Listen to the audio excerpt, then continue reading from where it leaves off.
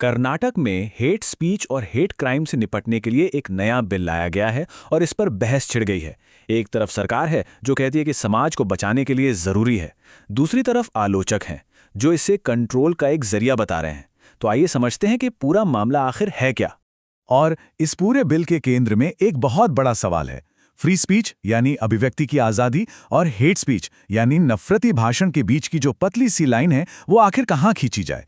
ये बिल कहीं ना कहीं इसी मुश्किल सवाल का जवाब देने की एक कोशिश है। तो सबसे पहला सवाल तो यही उठता है कि आखिर मुख्यमंत्री सिद्धारमैया की सरकार को इस वक्त इस बिल को लाने की जरूरत ही क्यों पड़ी? देखिए, इसके पीछे कई वजह हैं। सबसे बड़ी बात तो यह है कि भारत में हेट स्पीच से निपटने के लिए कोई एक सिंगल नेशनल लॉ है ही नहीं। ऊपर से पिछले कुछ सालों में सांप्रदायिक ध्रुवीकरण और सोशल मीडिया पर नफरती कंटेंट दोनों ही बहुत तेजी से बढ़े हैं और इसका नतीजा पहचान के आधार पर होने वाली हिंसा में भी बढ़ोतरी हुई है। तो इन्हीं सब चीजों को देखते हुए सरकार को लगता है कि अब एक मजबूत राज्य कानून की सख्त जरूरत है। चलिए अब जरा बिल के अंदर झांक कर देखते हैं ये हेट स्पीच और हेट क्राइम को डिफाइन कैसे करता है, क्योंकि सच पूछिए तो कानून की असली ताकत और उसका खतरा दोनों ही इन शब्दों की परिभाषा में छिपा होता है।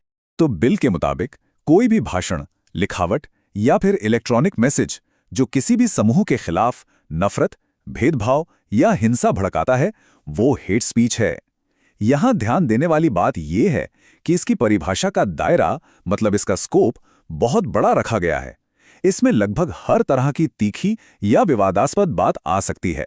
और ये कानून कुछ खास पहचानों को प्रोटेक्ट करने के लिए बनाया गया है, जैसे कि अगर किसी के धर्म, जाति, समुदाय, नस्ल, भाषा, लिंग, यौन रुझान या पैदा होने की जगह, इनमें से किसी भी पहचान के आधार पर नफरत फैलाई जाती है तो वो इस बिल के दायरे में आ जाएगा। लेकिन ये बिल सिर्फ शब्दों तक ही सीमित नहीं है, बल्कि एक्शन पर भी लागू होता है। मतलब नफरत की वजह से की गई कोई भी शारीरिक हिंसा, सामाजिक या आर्थिक बहिष्कार, प्रॉपर्टी को नुकसान पहुंचाना, धमकी देना या ऑनलाइन हरासमेंट, ये सब हेट क्राइम माना जाएगा। अब आते हैं सजा पर, और यहां मामला काफी सख्त है। अगर हेट स्पीच का दोष साबित होता है तो 7 साल तक की जेल और 1 लाख का जुर्माना। अगर मामला इससे भी गंभीर है, मतलब सीरियस हेट क्राइम का है, तो सजा 10 साल तक हो सकती है। और हां, अगर कोई ये अपराध बार बार करता है तो सजा और भी कड़ी हो जाएगी। और अब आते हैं इस बिल के शायद सबसे विवादास्पद हिस्से पर। इसके तहत सभी अपराध गैर जमानती और संज्ञेय होंगे। अब इसका क्या मतलब है? संज्ञेय का सीधा सा मतलब है कि पुलिस को किसी को गिरफ्तार करने के लिए वारंट की जरूरत नहीं होगी।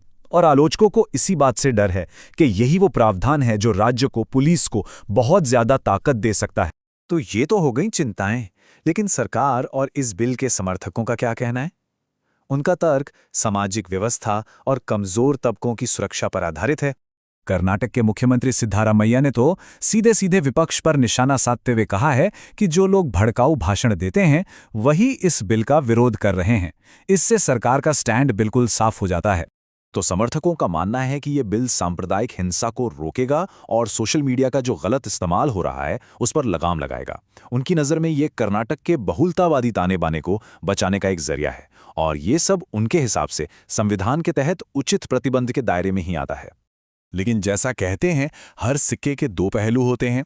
तो अब बात करते हैं उन लोगों की जो इस बिल को आज़ादी पर एक हमले की तरह देख रहे हैं। विपक्षी दलों ने तो इस बिल को कठोर कहा है। उनका आरोप है कि ये विपक्ष को चुप कराने का एक राजनीतिक हथियार है। उनके शब्दों से ही आप इस आलोचना की गंभीरता का अंदाजा लगा सकते हैं। तो आलोचकों का सबसे बड़ा तर्क ये है कि ये बिल सीधे सीधे हमारी अभिव्यक्ति की स्वतंत्रता पर खतरा है। उनका कहना है कि इसकी परिभाषाएं इतनी अस्पष्ट हैं कि इसका गलत इस्तेमाल बहुत आसानी से हो सकता है। मतलब सरकार के खिलाफ किसी भी जायज़ आलोचना या असहमति को भी अपराधी बनाया जा सकता है।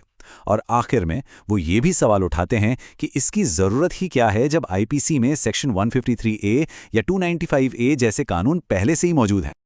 और देखिए, इस पूरी बहस के दिल में है हमारे संविधान के 2 महत्वपूर्ण अनुच्छेद।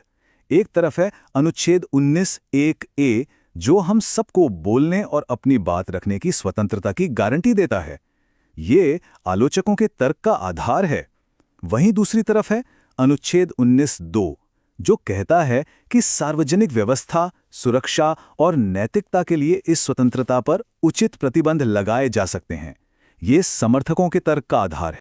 तो दोनों पक्षों को सुनने के बाद अब सवाल ये है कि आगे क्या होगा, इस बिल का भविष्य क्या है और क्या इसका असर सिर्फ कर्नाटक तक रहेगा या पूरे देश पर पड़ेगा। देखिए, अभी तक की स्थिति ये है कि बिल कर्नाटक विधानसभा से पास हो चुका है। अब ये राज्यपाल के पास उनकी मंजूरी के लिए गया हुआ है। सुप्रीम कोर्ट ने राज्यपाल के लिए कोई समय सीमा तय नहीं की है, तो ये कहना मुश्किल है कि वो कब फैसला लेंगे। और मान लीजिए अगर ये कानून बन भी जाता है तो इसको कोर्ट में चुनौती दिए जाने की पूरी संभावना है। मतलब इसकी असली परीक्षा तो अभी बाकी है। इस बिल का नतीजा बहुत कुछ तय करेगा। अगर ये कामयाब रहता है तो हो सकता है ये दूसरे राज्यों के लिए एक मॉडल बन जाए और देश में एक राष्ट्रीय कानून पर बहस शुरू हो। लेकिन अगर इसका गलत इस्तेमाल हुआ तो ये बोलने की आज़ादी के लिए एक बहुत बड़ा खतरा बन सकता है और कानून लागू करने वाली एजेंसियों का राजनीतिक इस्तेमाल भी बढ़ा सकता है। तो आखिर में सवाल वहीं आ जाता है, क्या ये बिल भारत के लिए एक ज़रूरी मॉडल है या आज़ादी के लिए खतरा? और इसका जवाब इस बात पर निर्भर नहीं करेगा कि कानून में क्या लिखा है, बल्कि इस बात पर कि उसे ज़मीन पर लागू कैसे किया जाता है।